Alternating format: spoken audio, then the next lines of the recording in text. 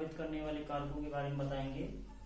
जैसा कि कल हम आपको बताए थे कि सूर्य तप का वितरण, और ये भी बताए थे कि संपूर्ण पृथ्वी पर जो सूर्य का वितरण है वो समान रूप से नहीं पड़ता है, जिसके कारण आज हम आपको सूर्य तप को प्रभावित करने वाले कारक के बारे में बताएंगे।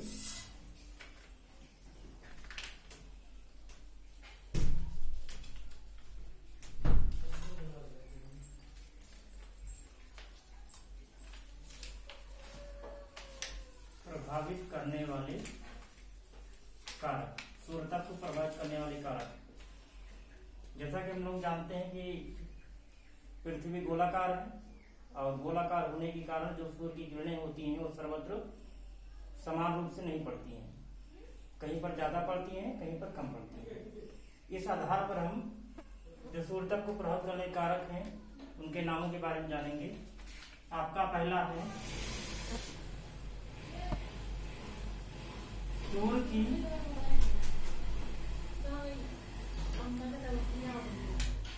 किरणों का तिरछापन। पहला है सूर्य की किरणों तिरछापन। नंबर 2 है दिन की अवधि। तीसरा है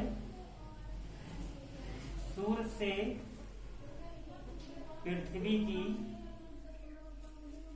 दूरी। चौथा है सौर कलंकों की संख्या। पांचवा है वायुमंडल का प्रभाव। ये मुख्य रूप से 5 होते हैं जो सूर्य तप को प्रभावित करते हैं, जिसमें से हम सबसे पहले देखेंगे कि सूर्य की किरणों का तिरछापन। जैसा कि हम जानते हैं कि जो अपनी पृथ्वी है गोलाकार होती है। गोलाकार क्या? अंडाकार होती है, जिसके कारण जो सूर्य की किरणें होती हैं वो सर्वत्र समान नहीं पड़ती हैं, जैसा कि हम आपको अभी पिछले में बता चुके हैं। इस आधार पर हम देखेंगे कि ये अपनी क्या है, ये पृथ्वी, ये भूमध्य रेखा है, और ये आपका कर्क रेखा है, ये आपका मकर रेखा। कर्क रेखा पर सूर्य 21 जून को लंबवत चमकता है, और मकर रेखा पर 22 दिसंबर को, और विषुवत रेखा पर 21 मार्च और 23 सितंबर। ये 21 मार्च और 23 सितंबर 2-3 कंपटीशन पूछा गया है टेट और सुपर टेट में। तो देखते हैं हम कि सूर्य की किरणों का तिरछापन के बारे में सबसे पहले अध्ययन करेंगे। तो पृथ्वी क्या है? गोलाकार है, जिसके कारण अब गोलाकार होने के कारण सूर्य की किरणें पड़ेगी तो सभी पर समान रूप से नहीं पड़ती हैं। जैसे मान लीजिए सूर्य यहाँ पर है तो यहाँ पर सूर्य की किरणें क्या होंगी? लंबवत पड़ेगी, लेकिन यहाँ पर क्या होगा? तिरछा पड़ेगा। यहाँ पर तिरछा, यहाँ पर तिरछा, लेकिन जैसे जैसे सूर्य बढ़ता जाएगा वहां पर लंबवत हो जाती हैं और शेष तिरछी होती जाती हैं।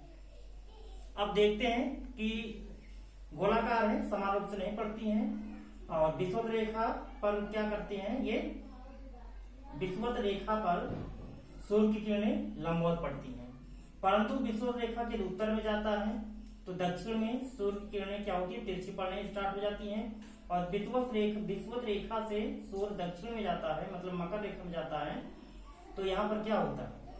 ये सूर्य की किरणें तिरछी होने लगती हैं। परंतु 21 मार्च और 23 सितंबर को इस दिन क्या होता है कि सूर्य की किरणें संपूर्ण गोलार्ध में क्या होती है? बराबर होती है, ना तिरछी होती है ना ही लंबवत होती है, एकदम स्पष्ट रूप से होती है। तो ये हो जाता है सूर्य की किरणों का तिरछापन। अब उसके बाद में दूसरा है दिन की अवधि। दिन की अवधि जितनी अधिक होती है उतना ही सूर्य तप अधिक होता है।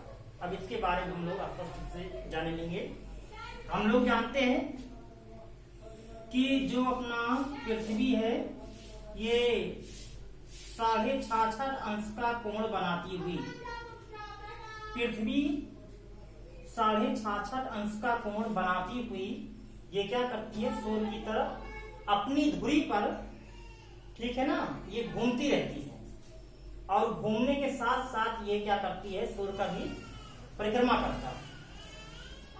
तो जिस कारण क्या होता है कि जब सूर्य भूमध्य रेखा पर होता है, यहाँ पर भूमध्य रेखा पर होता है, और जब भूमध्य रेखा से उत्तर की ओर जाता है, मतलब कर्क रेखा की ओर जाता है, तो उस समय उत्तरी गोलार्ध में दिन की अवधि क्या होती है, बढ़ जाती है। और जब सूर्य क्या होता है, भूमध्य रेखा से दक्षिण की ओर जाता है, तो दक्षिणी गोलार्ध में दिन की अवधि क्या होती है, बढ़ जाती है, और उत्तरी गोलार्ध में क्या होता है, दिन की अवधि घटने लगती है। तो स्पष्ट रूप से हम जानेंगे, थोड़ा फिर समझते हैं। इस फिगर में आपको कम स्पष्ट दिखाई दे रहा होगा, यहाँ पर देखते हैं, ये अपना पृथ्वी है, ये भूमध्य रेखा है, ये कर्क रेखा है, ये मकर रेखा है। अब देखिए भूमध्य रेखा से जैसे ही सूर्य क्या करता है, उत्तर की ओर जाता है, तो उत्तरी गोलार्ध में दिन की अवधि बढ़ने लगती है, जिसके कारण उत्तरी गोलार्ध में 6 महीने का क्या होता है, दिन होता है। उसके बाद में जब भूमध्य रेखा से हम दक्षिण की ओर अर्थात मकर रेखा की ओर बढ़ते हैं, तो इस समय दक्षिणी गोलार्ध में 6 महीने का दिन। स्पष्ट करने मतलब यह है कि जब भूमध्य रेखा से हम उत्तर की ओर बढ़ेंगे तो दिन की अवधि बढ़ती है, अर्थात ध्रुवों पर 6 महीने का दिन, और उस समय दक्षिणी गोलार्ध में 6 महीने की रात होती है। लेकिन जैसे शेष इसका उल्टा दक्षिणी गोलार्ध की बात हो रही है कि जब सूर्य मकर रेखा की ओर बढ़ता है तो यहाँ पर 6 महीने की दिन हो जाता है और यहाँ पर 6 महीने की रात हो जाती है। परंतु जो आपका विषुवत रेखा होता है, यहाँ पर दिन की अवधि 12 घंटा की होती है, मतलब दिन और रात क्या होते हैं, बराबर होते हैं। उसके बाद में हम पढ़ेंगे सूर्य से पृथ्वी की दूरी। ये अपना सूर्य है, ये अपना सूर्य है, और थोड़ा आप लोग समझने का प्रयास करिएगा। और जो अपनी पृथ्वी होती है, ये सूर्य की तरफ अंडाकार रूप में चक्कर लगाती है, अंडाकार।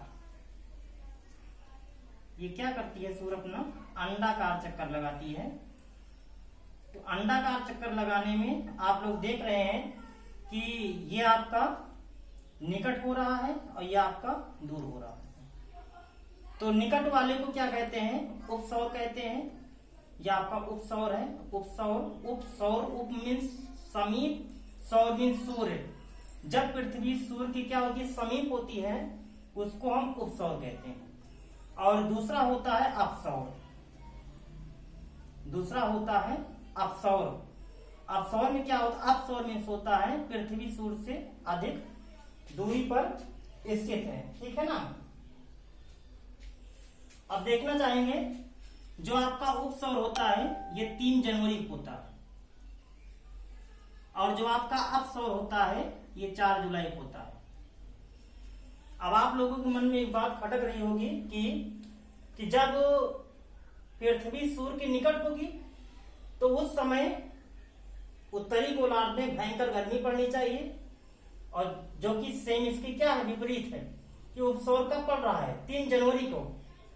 मतलब सूर्य पृथ्वी के निकट या पृथ्वी सूर्य के निकट होगा तो उस समय क्या होगा, भयंकर गर्मी होनी चाहिए, परंतु उस समय भारत में क्या होता है, भयंकर ठंडी पड़ती है। इसका कारण क्या है कि जो अपना पृथ्वी होता है, ये पृथ्वी यहाँ पर है, तो हम पिछले वाले हिस्से में होते हैं, पिछले वाले हिस्से में, तो यहाँ पर क्या होता है, ठंडी रहती है। और यहाँ पर, और ये आपका ये सूर्य के सामने होता है तो उस समय यहाँ पर गर्मी होती है। और जब ये आपका चल करके ऐसे ऐसे ऐसे आएगा तो ये वाला भाग कहाँ पर हो जाएगा, ये वाला भाग सामने हो जाएगा और ये वाला भाग पीछे हो जाएगा। तो ये दूर है, तो ये आपका अपसौर 4 जुलाई हो जाएगा और ये आपका उपसौर 3 जनवरी हो जाता है। अब आपको समझ में आ गया होगा ना कि 3 जनवरी को उपसौर होता है, मतलब पृथ्वी सूर्य के निकट होते हुए भी भारत में ठंडी पड़ती है। इसका कारण कि हम लोग पिछले हिस्से में रहते हैं।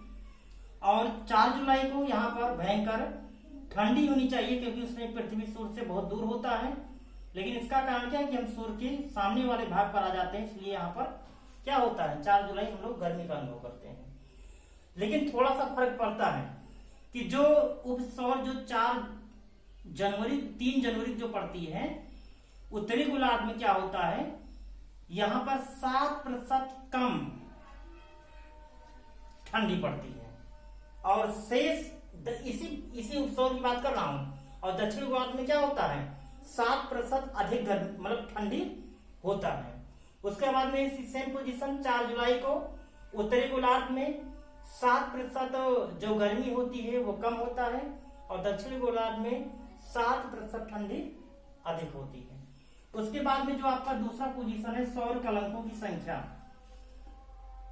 सौर कलंकों की संख्या क्या होता है, ये आपका सूर्य है, ठीक है ना, तो इसमें धब्बे बनते रहते हैं, धब्बे, और ये कब ये बनते हैं बिगड़ते हैं, ये चक्र रूप में होते हैं, और इनकी कोई निश्चित संख्या नहीं होती है, ठीक है। तो जिस प्रकार चंद्रमा में धब्बे होते हैं, उसी प्रकार सूर्य में भी क्या होते हैं, धब्बे होते हैं, और ये धब्बे अनिश्चित होते हैं, कभी बनते हैं कभी बिगड़ते हैं, इनका चक्रीय रूप में क्रम होता है। तो ये 11 वर्ष में एक चक्र को पूर्ण कर लेते हैं। जो सौर कलंक होते हैं, जो धब्बे होते हैं, सूर्य की तल पर जो धब्बे होते हैं, ये क्या करते हैं, ये 11 वर्ष में एक क्रम को पूरा कर लेते हैं। जब इन सौर कलंकों की संख्या अधिक होती है, मतलब बढ़ती है, तो उस समय सूर्य तप की मात्रा, जो आपका सूर्य तप है की मात्रा क्या होती है, अधिक होती है। और जब सूर्य तप मतलब ये सौर कलंकों की संख्या क्या होती है, कम होने लगती है, मतलब जो धब्बे होते हैं उनका आकार घटने लगता है, तो क्या होता है, ठीक है ना, सूर्य तप की मात्रा कम होने लगती है। तो यहीं पर हमारा क्या होता है, टॉपिक खत्म होता है। लेकिन थोड़ा सा हल्का सा आपको फिर बताएंगे कि सूर्य तप को प्रभावित करने वाले कारक। सूर्य की किरणों का तिरछापन आपको बताए थे, दिन की अवधि, सूर्य से पृथ्वी की दूरी, सौर कलंकों की संख्या। उसके बाद में एक टॉपिक आज हम छोड़ दे रहे हैं, वायुमंडल का प्रभाव। जब आपको हीट उष्मा बजट, जिसको हम उष्मा बजट या उष्मा संतुलन कहते हैं, जब हम पढ़ाएंगे तो वहीं पर इसको हम क्या करेंगे, ऐड करेंगे का प्रभाव, कि वायुमंडल का क्या प्रभाव होता है सूर्य तप को प्रभावित करने वाले कारक में। लेकिन जब उष्मा बजट बताएंगे तो हम आपको बेहतर से बताएंगे वहां पर। और इस 4 हेडिंगों में आपको यदि कोई हेडिंग ना समझ में आई हो तो आप कमेंट कर मुझसे जानकारी ले सकते हैं। और हमारे चैनल को लाइक करिए, कमेंट करिए, सब्सक्राइब करिए। जय हिंद, जय भारत।